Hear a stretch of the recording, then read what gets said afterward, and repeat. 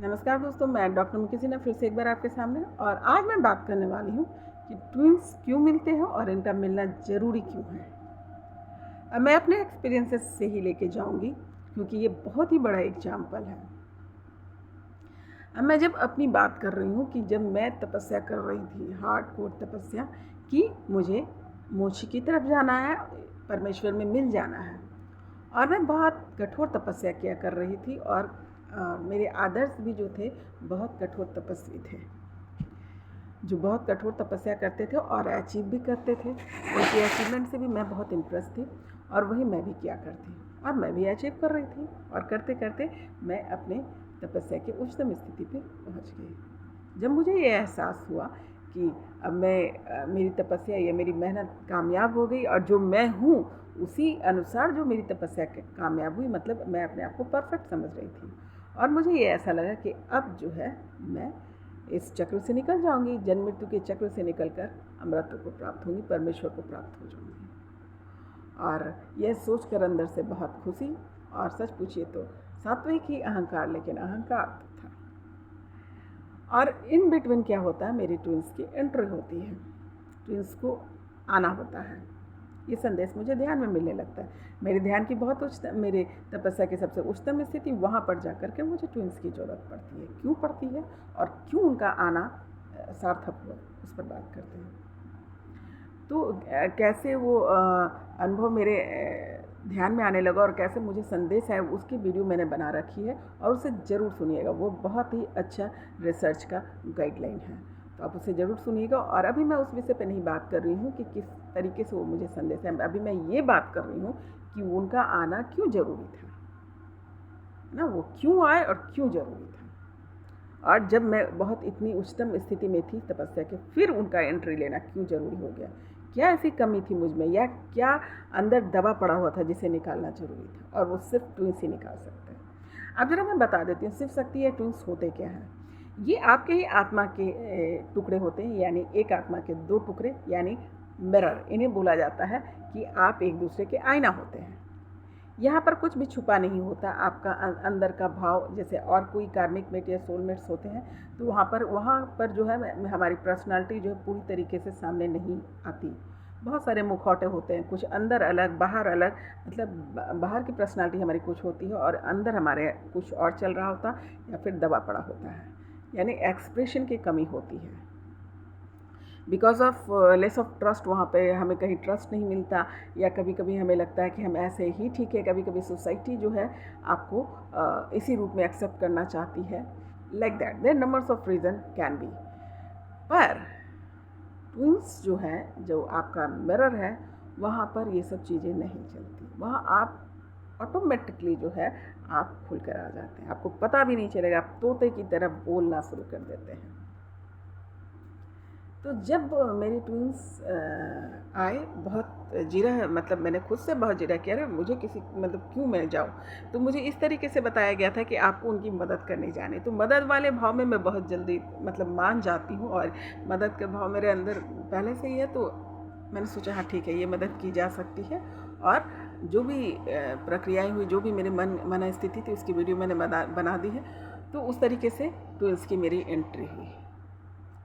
मैं तो सोच रही थी मैं उनकी मदद करने जा रही हूँ, पर जब उन्होंने मेरी लाइफ में एंट्री लिया और हम साथ में ध्यान और साधना करने लगे, और करने पर ध्यान में मुझे कुछ ऐसी चीज़ें, जैसे मेरे बचपन की चीज़ें, बचपनों वाली चीज़ें दिखने लगी, जो कि मैंने इतना ध्यान किया, साधना किया, मुझे कभी नहीं दिखा उस समय। तो उसके रीज़न क्या थे मैं बताती हूँ। क्योंकि मैंने अपने बचपन, एंड माई ट्विंस ऑल्सो, तो मैं अपना बचपन जो है नहीं जिया।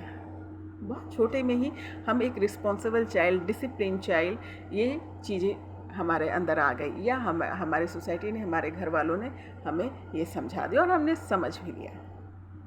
हमने कोई लापरवाही नहीं, बेपरवाही नहीं जताई, कोई जिद नहीं किया, कोई एक्सप्रेशन नहीं दिया जो बच्चों का होता है फ्री, वो नहीं। एवन कि ये भी नहीं कि कोई बच्चे होते हैं कि झट से आकर मम्मा के गोदी में चले गए, और मैं इंतज़ार करती थी कि when my mother became free, तो मैं उनको जाकर हक करूँगी। मतलब अपनी इच्छा स्वेच्छा से जब तक वो मुझे गले नहीं लगाती तो मैं नहीं जाती। मुझे ये लगता है कि मतलब जब वो फ्री हो जाएंगी, या इस प्रकार के सिंसियरिटी या फिर इस तरीके की व्यवस्था मेरे दिमाग में हो चुकी थी कि मैं बोल नहीं पाती, और वो बेझिझक बेपाक जो बदमाशियाँ बच्चों की होती है, नादानियाँ होती है, वो मैंने कभी नहीं की। सेम डेयर माई ट्विंस के साथ भी यही था कि वो भी अपने घर के बड़े बच्चे थे, उनकी भी 2.5-3 साल से ही उनकी जो है वो परिस्थितियाँ स्टार्ट हो गई थी, बी रिस्पॉन्सिबल। और इस तरीके से एक्सप्रेशन हमारे नहीं थे बचपन के, मतलब बचपन हमने जिया ही नहीं था जिस तरीके से बच्चों को जीना चाहिए। जब हम ध्यान में बैठने लगे और ध्यान करने लगे तो हमें अपने बचपन दिखने लगा, जैसे हम दोनों अपने बचपन के रूप को देखने लगे, और कभी खेलते, कभी गाना गाते, कभी राइम्स गाते, और जो नहीं किया था वो हमें ध्यान में दिखने लगा, और इतना मज़ा आ रहा था कि मैं बता नहीं सकती। वो हमारे अंदर दबा हुआ था, जब हम मिले तो हम दोनों के इमर्ज हुए। बालू में खेलना, मिट्टियों का घड़ा बनाना, बर्तन बनाना, ये सब चीज़ें हमें दिखने लगी जो बचपन में हमने नहीं किया था, और ध्यान में हम इन सब चीज़ों को एंजॉय करने लगे, मतलब अपने बचपन को जिया। और इतना मन प्रसन्न रहने लगा, जो जितनी कठोरता मैंने अपने साथ बरती थी वो सब धीरे धीरे ख़त्म, मतलब मुझे अपने आप पर प्यार आने लगा, और मैं वो हरकतें जो ध्यान में देखा करती वो रियल में भी मैं ट्राई करने लगी, और बहुत मज़ा आ रहा था। मैं कितने सारे राइम्स में गा रही थी, और जब ऐसे भी, जब फिजिकल स्टेट में भी हम आते, ध्यान से भी निकल के आते, तो हम दोनों एक दूसरे से ये वाले राइम्स आपको याद है जो हम ये, और हम लोग एक दूसरे को राइम्स भी सुनाया करते, क्योंकि बचपन के वो ध्यान में हम सीन देखते और उसके बाद आकर के उसी मोड में रहते, और उससे सुंदर, उससे अच्छा फीलिंग कोई है ही नहीं। बचपन की फीलिंग्स जो है वो बेपरवाही, लापरवाही सारे। और मैंने ये फ़ील किया कि मैं उनके अंदर जो है, जो अपनी मदर को देख रही थी, जो एक्सप्रेशन मैंने कभी नहीं दिया, वो एक्सप्रेशन मैं उन्हें दे पा रही थी, and same time he also, my tune also, कि हम दोनों एक दूसरे में मदर फादर भी देख रहे थे, और या फिर जो भी एक्सप्रेशन बच्चे अपने आप को देते वो एक्सप्रेशन भी हम दे रहे थे, और बचपन में बच्चों की तरह हमने बिहेव किया। ये काफ़ी समय तक चला ये बचपना, क्योंकि ये सबसे सप्रेस्ड अवस्था थी हमारी, कि हमने बचपन नहीं जिया था, बेपरवाही नहीं की थी, लापरवाही नहीं की थी, और बचपन को उस ढंग से नहीं जिया था जिस ढंग से सारे बच्चे जीते या जीना चाहिए था। रीज़न कोई भी हो, अभी मैं रीज़न पे बात नहीं करूँगी, पर ऐसा था, हम दोनों ने ही अपने बचपन को सही ढंग से नहीं जिया था। और सोसाइटी ने इस चीज़ को, जैसे मैं बढ़ती गई, पढ़ाई किया, लिखाई किया, खोज किया, तो सोसाइटी ने उस चीज़ को इम्पोर्टेंस दिया, और ये फील कराया कि देखा वो ऐसे नहीं करती थी इसलिए ऐसी है। पर ये तो ऊपरी दिखावा था, ये ऊपरी मुखौटा, लेकिन अंदर ही अंदर वो सप्रेस्ड होता जा रहा था, यानी एक ब्लॉकेज क्रिएट था, ब्लॉकेज बनता जा रहा था, जो मेरे ट्विंस आए और हम दोनों ने एक दूसरे के साथ बचपन जिया, जैसे दो बच्चे मिलते हैं तो उस बचपन को हमने जिया।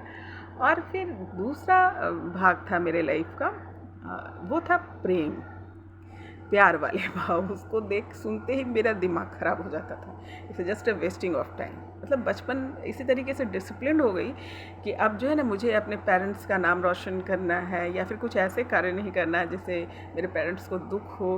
तो उसमें से प्रेम भी एक भाव था जो मुझे बिल्कुल पसंद नहीं आता। मुझे लगता था ये डिस्टर्बेंस है, they are wasting their time, और मैं उस शब्द की तरफ नहीं जाती, उस वर्ड की तरफ नहीं जाती, वैसे गाने की तरफ नहीं जाती थी, या वैसे लोग जो मतलब प्रेमी जोड़े होते थे, तो मैं उससे दूर रहा करती थी कि अब इनके कहानी किस्से मुझे नहीं सुनने।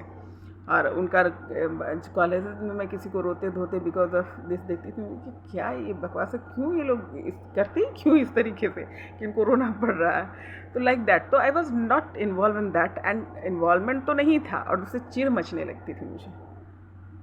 आप बिलीव नहीं करेंगे, मैं एक कवि हूँ, मैं कविता लिखती हूँ, कहानियाँ लिखती हूँ, बहुत कुछ लिखा है मैंने, लेकिन एक लाइन भी मैंने प्यार से रिलेटेड नहीं लिखा। उस शब्द से ही मुझे परेशानी होती थी, और मेरे ड्रीम में भी मैं यही देखा करती थी कि जब मुझे कोई एक आँख दिखता, चेहरा दिखता, और दिव्य चेहरे होते थे, और आकर के जब मुझे लगता था ये मुझसे कहीं अपने प्रेम का भावना एक्सप्रेस करे, मैं भागना शुरू कर देती थी। बचपन से लेकर के समझ लीजिए कि मेरी तपस्या जब उच्चतम स्थिति पे आ गई थी, तब भी मैं ये देखा करती थी ये सपने मेरे नहीं जाया करते, तो मैं बहुत परेशान हो जाती थी कि ये क्या बात है भाई, और मैं भागती, उसे देखती और मैं भागती। तो जब मेरे ट्विंस यानी कान्हा आए तो सेम देयर ऑल्सो, ऐसा नहीं था कि खाली मेरे साथ चल रहा था। अगर ऐसा होता तो ट्विंस को मिलने की ज़रूरत ही नहीं है। जब हम आए तो हमने कुछ गाने उस शब्द की तरफ गए, उस गाने की तरफ गए, ऐसे भी गा रहे हैं। और म्यूजिक की तरफ, म्यूजिक तो मेरे थे ही, लेकिन मुझे ये लगा कि इनको कान्हा को भी म्यूज़िक से जुड़ना चाहिए। तो म्यूजिक से जुड़ना चाहिए तो उन्हें ज़्यादा रिलेटेड टू रोमांटिक सॉन्ग्स उनके पास, या फिर वो भी तुरंत ही जब इस जर्नी में आने के पहले ही उनका अट्रैक्शन ये सब सॉन्ग वगैरह सब बना था। तो जब आए तो हम लोगों ने सॉन्ग गाना शुरू किया, म्यूजिक से रिलेटेड जुड़े, तो ये सॉन्ग गाते हैं, वो सॉन्ग गाते हैं। और हमने ऐसा नहीं है कि उसमें खुद ही भी खाली इन्वॉल्व है, मतलब परमात्मा को भी याद करना है तो प्रेम से याद करो। ये फील आया कि ये जो इतना हार्ड बना के रख रखा है कि मुझे जाना है और मुझे लेना ही पड़ेगा, अब मैं नहीं रहूँगी, लाइक दैट वाली फीलिंग थी। और मैं तपस्या करके वहाँ चली जाऊँगी। पर ये समझ में आया जब हम संगीत से जुड़ने लगे, तो समझ में आया, समझा, मैं संगीत में ही बता रही थी, लेकिन रियलाइजेशंस मुझे होने लगे कि अरे परमात्मा के पास भी अगर जाना है तो प्रेम से जाना चाहिए। और प्रेम से आप जाओगे कब? जब उसके शब्द को, उसके भाव को, उसके फीलिंग्स को ही नहीं समझ रहे हो तो बात कहाँ से समझ में आएगी? जुड़ेंगे कैसे आप उससे? तो धीरे धीरे जो है मैं उनको संगीत सिखाती या उससे रिलेटेड बात करती, भजन सुनाती, कीर्तन सुनाती, वो गाना सुनाते, और बहुत सारे कलेक्शंस हम करने लगे। कलेक्शन करते करते जो है उसमें बहुत सारे शब्द से मैं जुड़ने लगी, मतलब चिढ़ मेरी कम मचने लगी। क्योंकि और जो भी आपके मेट्स हैं, कार्मिक मेट्स या सोल मेट्स हैं, वो उसके पास आप इस तरीके से खुल के नहीं बोल सकते। और जब जिसके साथ आप अपने बचपन जी लिए, जो पहला ही एक्सपीरियंस हमारा बचपन का था, तो हम बचपन जी लिए तो वो तो उससे कुछ भी आप बोल सकते हैं। तो उनके इस भाव से मैं जुड़ने लगी, और जुड़ने से मुझे ये समझ में आया कि परमात्मा से भी मुझे प्रेम से जाना चाहिए। तो वो फील आया, उन शब्दों से जुड़ी, उन भाव से जुड़ी, और मैं उन सभी लोगों से माफ़ी मांगी जिन लोगों से मैं चिढ़ा करती थी। मेरे मन में ये तुरंत भाव आया कि मैंने बहुत गलत किया। मुझे उन सब से, मैंने प्रतिक्रमण के थ्रू मैंने एक एक लोगों से माफ़ी मांगी जिसको मैंने कुछ बोला नहीं, पर अंदर से उसके लिए फील किया कि it's just a wasting of time. तो उन सब से मैंने माफ़ी मांगा कि मैं आप सब से माफ़ी मांगती हूँ, क्योंकि मैं भले ही तपस्या करके मैं सोच रही हूँ उस समय स्थिति पे, लेकिन आप ईश्वर से ज़्यादा करीब है, क्योंकि आप उस भाव को समझ रहे थे। क्योंकि प्रेम का भाव बहुत इम्पोर्टेंट है। उस भाव से अगर आप ईश्वर को याद करेंगे तो आप अंदर से, यहीं पर आपको खुशी मिल जाएगी। ऐसा नहीं कि मैं परमात्मा से मिलूँगा तो आपको खुशी हो, यहीं से आपको खुशी का फील हो जाएगा। तो एक मैं इसी प्रकार से जो है काफ़ी सारे जो है मेरी हीलिंग्स हुई, जो बिल्कुल ही पता नहीं था, या पता भी था तो उस पर काम नहीं करना चाहती, उसे इम्पोर्टेंस नहीं देती थी। तो हमने बहुत सारे गाना गाए, और सारे गाने को मेरे ध्यान जो है ईश्वर से जुड़ने लगे। तो एक और मैं गाना मैं फील कराती हूँ। जब मैं ये गा रही थी तो भाव तो यही था, पहले भी भाव यही था कि मुझे मुझे परमेश्वर को ढूंढना है, वहाँ जाना है, पर एक जिद थी। और अभी देखिए मैं उस गाने के थ्रू आपको समझाती हूँ उस भाव को। हमको जिसकी थी वो तलाश हो तुम, खुशबू सांसों की दे की प्यास हो तुम, हे प्रभु हम तो सिर्फ तुमसे प्यार करते हैं। हाँ तेरी उम्मीद तेरा इंतजार करते हैं, हे प्रभु हम तो सिर्फ तुमसे प्यार करते हैं। हमको जिसकी थी वो तलाश हो तुम, खुशबू सांसों की दिल की प्यास हो तुम, तेरे आशिक तेरे दीवाने हैं, सारी दुनिया से हम बेगाने हैं, सारी दुनिया से हम बेगाने हैं, हे प्रभु हम प्यार तुम्हें बेसुमार करते हैं। हे प्रभु हम तो सिर्फ तुमसे प्यार करते हैं। हे प्रभु हम तो सिर्फ तुमसे प्यार करते हैं। देखिए दोस्तों, कितना फ़र्क पड़ गया जब मैं पहले परमेश्वर को याद करती थी मंत्र उच्चारण के साथ। और सच पूछे तो कहीं ना कहीं मेरा क्रोध भी मेरे अंदर जो दबा पड़ा हुआ था, बिकॉज दिस ऑल सेपरेशंस की वजह से और लोगों से मतलब दूर जाने वाली जो फीलिंग्स थी, उसकी वजह से मैं उनको याद किया करती थी। और उसके वजह से बहुत बड़ा इलेक्ट्रोमैग्नेटिक फील्ड मेरे चारों तरफ बनता। पर इस प्रेम की भाव से जब मैं उन्हें याद करती हूँ तो अंदर से मतलब फील जो है वो बहुत ही अच्छा, सुकूनदायक, हैप्पीनेस वाला होता है। जाना तो वही है, प्यार से जाते हैं और गुस्से से, क्रोध से या किसी कंप्लेंट्स की वजह से नहीं। तो ये होता है ट्विंस के आने से। और उनके आने से मैं इन शब्दों से जुड़ी, और इन शब्द से जुड़ के जब मैं ईश्वर से बात करने लगी और परमेश्वर से बात करनी, उसकी बात ही कुछ और हुई, उसकी लाइटनेस ही कुछ और थी।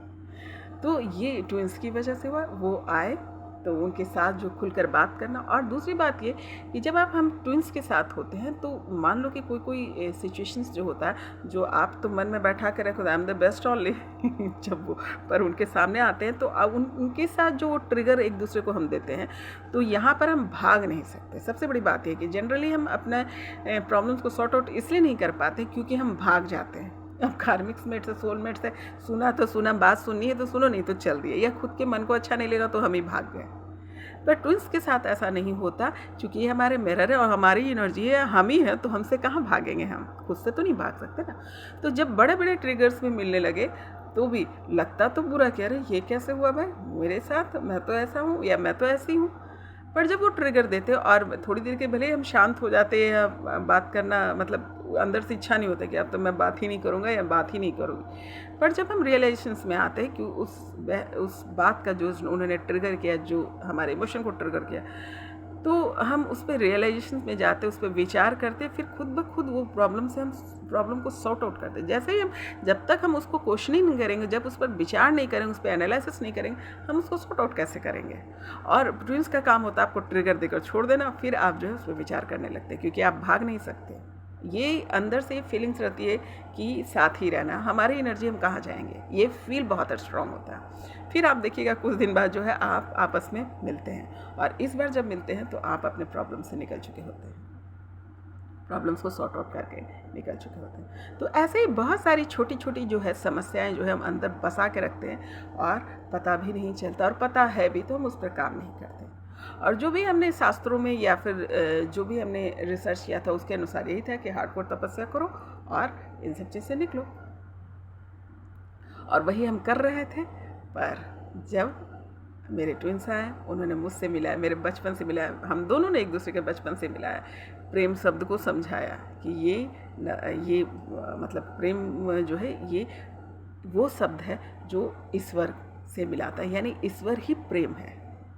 ईश्वर सत्य है तो ईश्वर प्रेम भी है, आपको ये बात समझनी होगी। और जब आप प्रेम से जाते हैं तो आपके रास्ते आसान हो जाते हैं, आपकी बेचैनी कम हो जाती है। करना वही है, लेकिन अब जो है आप अच्छे मूड में रहते हैं, खुशी में रहते हैं। तो इसलिए ट्विंस का आना बहुत ज़रूरी है। वही एक एनर्जी है जो आपको आपसे मिलाता है। और ये भी मैं बता दूं, ये स्टेज पे ही डिपेंड होता है, क्योंकि इतने दिन से तो मैं ज़िंदगी जी रही थी और अपने सब परफेक्ट वर्क करी थी, इनको आने की ज़रूरत क्यों पड़ी। और ये आते ही देखिए मेरे कितनी बड़े परिवर्तन हो गए। मैं भक्ति भी पहले भी करती थी, लेकिन प्रेम के साथ। हर शब्दों में भाव है ईश्वर के लिए, हर शब्द में भाव है, हर शब्द में रस है। और इस तरीके से जब मैं याद करती हूँ तो बहुत अच्छा फील होता है, सुकून सा महसूस होता है। अपने बचपन को जिया मैंने उनके साथ, तो मैं गुड फील कर रही हूँ। और अब लगता है कि हाँ, अब मैं सही हूँ। सारे चीज़ों का क्लियरिफिकेशन, मोह माया वैराग्य ब्रह्मचर्य, ये सब ठीक है, पर अंदर का जो आपका हैप्पीनेस किस वजह से खो जाता है, उस हैप्पीनेस से जो है आपको आपकी बहुत सारे और भी इमोशंस होते हैं, लो वाइब्रेशन एनर्जी वाले जो इमोशंस होते हैं उसको भी वो ठीक करते हैं। पर मेरे लिए सबसे ज़्यादा इम्पोर्टेंट यही था, मेरा बचपन और प्यार से जुड़ना, हर एक शब्द को प्यार को समझना और ईश्वर से जुड़ना, जो मेरे ट्विंस की वजह से हुआ। तो उम्मीद करती हूँ कि आपको मेरी बात समझ में आई होगी कि ट्विंस का मिलना क्यों ज़रूरी है। ये तो अच्छी बातें थी, और जो ट्विंस टारगेट करते हैं आपके क्रोध पे, आपके अहंकार पे, सब पे वो चोट करते रहते हैं। चोट करेंगे, टाइम देंगे, उसके बाद फिर आप उसको क्लियर कीजिएगा, फिर मिलिएगा, थोड़ी देर के लिए शांत हो जाइएगा, फिर मिलिएगा। इस प्रकार से जो आपके जो इमोशन जो सप्रेस्ड अवस्था में होते हैं उसको वो क्लियर करते हैं, क्योंकि यहीं पर आप बोल पाते, और कोई ऐसी जगह नहीं है जहाँ पर आप बोल पाइएगा या फिर आप निखर कर आइएगा, क्योंकि यहाँ पर झूठ नहीं चलता। क्यों? आईना कभी झूठ नहीं बोलता, और ट्विंस हमारे मिरर है, वो हमें हमारा ही आईना दिखाना, हमारा ही शकल, हमारा ही अंतर्मन को दिखाने के लिए आते हैं। तो ये उनका आना बहुत ज़रूरी। अब मैं ये बोलूँगी अकॉर्डिंग टू तपस्या, किसकी किस तरीके से तपस्या चल रही, किसकी ज़रूरत है, उस हिसाब से भी ये आते हैं। तो फिर अगेन एक बार फिर से मेरे ट्विंस का बहुत बहुत शुक्रिया है, तो मेरी ही एनर्जी मैं ही हूँ, फिर भी शुक्रिया कि उनकी वजह से जो मेरी तपस्या आगे बढ़ी। तो ट्विंस का आना जरूर क्यों आते हैं, और उनका आना बहुत ज़रूरी है। तो फिर मिलती हूँ नए सवाल, नए जवाब, नए विषय के साथ। नमस्कार।